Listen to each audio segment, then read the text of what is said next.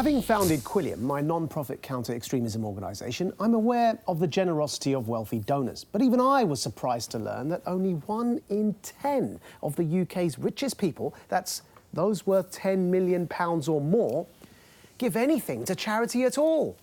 And despite their total wealth growing by £113 billion in a year, those donating more than 1% of their wealth has plummeted by a quarter in just 2 years. Deserving recognition as the UK's most generous giver is Jonathan Ruffer, who donated £320 million, leaving him with £151 million. Now, that's more than enough to live on, and then some.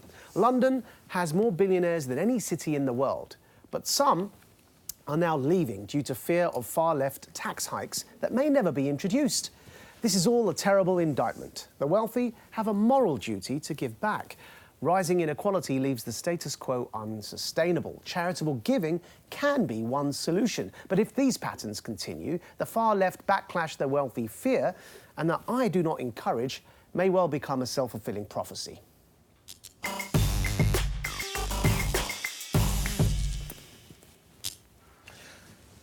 I mean, you have. I think you have to go back in history to explain what happened. Are you about to declare a vested interest? No, I come into your... He's the only one round the table, let's be honest about it. I was doing it as well. I come into your 1 in 10, so I don't have a problem. Somehow, giving was not the same in this country as it was in America, and it is in America. I remember being at the Harvard Business School where someone gave me a whole, £46 million $1 million sports center in 1 year and things like that. That's because I think in this country we come from a tradition of believing the state should provide.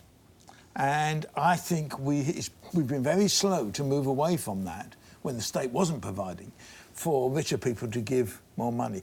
You remember the pressure that came on certain rich people in America when it was seen that they were not contributing significant sums to charity. Gates, who was given a fortune, actually didn't for some years and was under pressure because of it. I don't believe this idea that if you've made money, it's up to you what you do with it. I think there is an obligation on rich people to pay to give more. Not legal, right? No, you can't make it legal, but well, you could. You call it taxation. I'm going to disagree.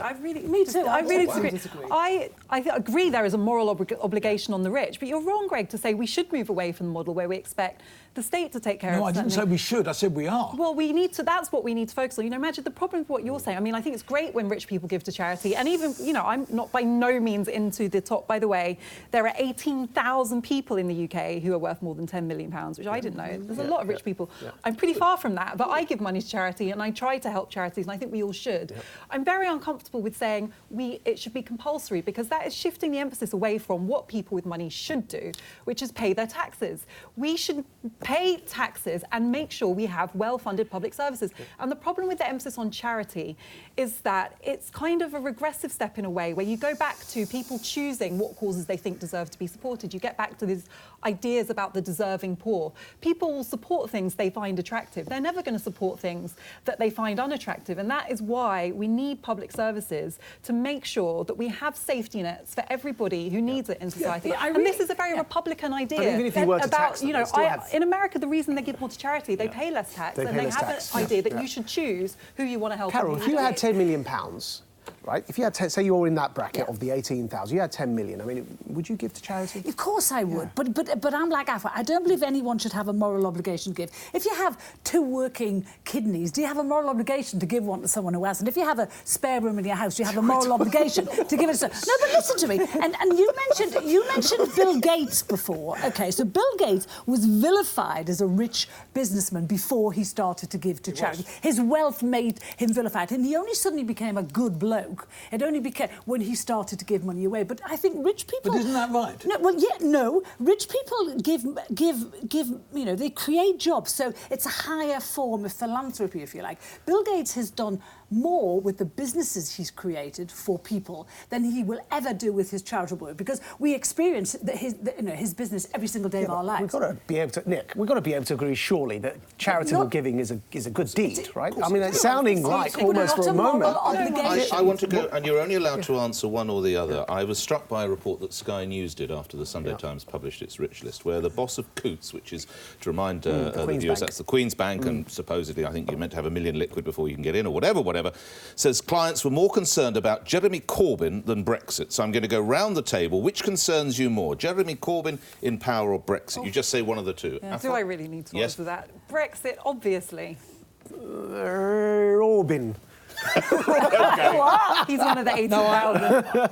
I'm not a supporter of Jeremy Corbyn, but Brexit, by far. Corbyn. And you also, in the same piece, talked about the number of people who are taking money out. And therein surely lies the problem, because, of course, you're right if you've got that kind of... And what is happening, rightly or wrongly, and that's probably another conversation, is that people who have done very well, who are wealth creators, who do pay a lot in tax, and in some of yours, I know you pay more than you need to, or you pay more to charity, these people are being chased out of the country, and that's the thing that worries me. Did you know? A very simple fact. Can I just give you one? Because they're greedy. Did you know? Can I just very quickly, and Carol, I know you want to get in here, but did you know we are the second most unequal country in the world?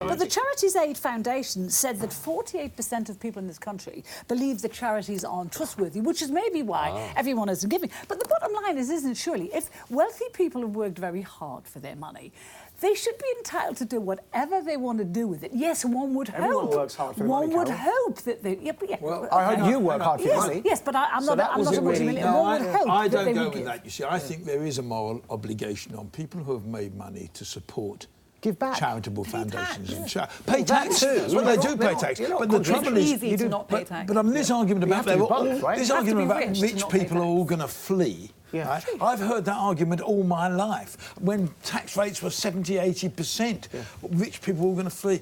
It's funny, they're all still here. But don't you- I don't just you negate- don't think that will happen. No. Don't you negate the definition of a donation? It's supposed to be about goodwill. It's supposed to be done willingly. Sure. You negate That's what moral that. obligation means, as opposed to legal duty. And Well, I think no, we're but mixing even two that, debates. if- Tax is a legal duty, and giving to charities is a moral One of the huge duty. ironies about tax is that the more money you have, the more access you have to not paying it. So I used to be a lawyer. I know lots of lawyers who spend an inordinate amount of time creating extremely complicated structures for their clients to legally massively minimise their tax liability through trusts that they create, offshore accounts, all kinds of vehicles. Now, the average person cannot No, but and average would person not pays do that. And PAYE. they pay Straightforward. They pay a higher proportion of their Yes. income as tax than the wealthy do. Now Yes. that to me is a moral problem. If you are rich, you have a moral responsibility to pay your fair share of tax. I'm not interested in you give to charity. Give to charity, it's great. No, but- Don't give to charity. You're right. Pay your I am tax. interested. Do both. No, but there is a whole industry out there. There's a whole industry in the accountancy and legal world that only looks at any new legislation and says, what can we do? That comes out of the Treasury, what can we do to avoid this? But the same people who are doing that are giving to charities. This is my issue. Now, I'm not saying that they're mutually Some are. exclusive, but I think it's more urgent. One that in we 10. answer- Only 1 in 10 are, according to the fact that we've had. So here, look, if you had... Look, I mean, there's this Mr. Ruffer, right? I've just got to recognise him again because he did give away 321 million, but still has 151 million left. Now, that's clearly more than enough to live on. If you had 200 million pounds, how much of that do you need to live on? I mean, About are you saying because people work hard for... Because everyone works hard for their money, right? You know, the person cleaning the streets, they work hard for the money as well. But 200 million pounds spare in your pocket... I mean, But it's never spare. just to You'll give pay your is tax. It's never Okay. for rich people. It's invested. It's not. No, spare. just to So, give them a thing, there are some people who are asset rich but haven't got any cash. Yes. There are people, a lot of people sitting in London on quite big houses now are worth millions, but they actually haven't got any money. Speak for yourself, Greg. Just before we go, we have got time for this. Last weekend saw the culmination of the Premier League title race, a tense battle which went right to the last weekend. When it came down to it, Man City pipped Liverpool to the post, claiming victory for the second year in a row. But while for some of the Reds supporters being so close yet so far was just too much to bear, one man remained decidedly upbeat after the final whistle had blown. Sky's Tom Parmenter caught up with a strangely familiar face for a chat outside Anfield. Let's have a quick chat with one chap we found outside Anfield here. Sir, what do you make of today? I mean, it was all on Manchester City. You needed them to fail, didn't you? Yeah, I'm a little bit sad today because it was close, only 1 point. It was not our best game, it was okay, but we're looking forward. In 3 weeks there's a Champions League final against the Spurs, and yeah, I have a good feeling that we will win that game because the Spurs, they're very good in the pitch, they're very good in the box, but we are better. Is it just me, or is there something slightly off about the Liverpool manager? Well, Mr. Not Klopp, you are a straight-up faker of the week. He's about a foot taller than Jurgen Klopp. That's not Jurgen Klopp. I thought it was Jeremy Kyle. Yes. I couldn't work it out. He looks like a reporter I used to work with. I thought that's who it was. Oh, no. That's all we've got time for this week. But don't forget, if you want to join the debate, just search for The Pledge on Facebook or Twitter. And you can also listen to The Pledge as a podcast. That's available to download from iTunes now. Thanks for watching. See you next time.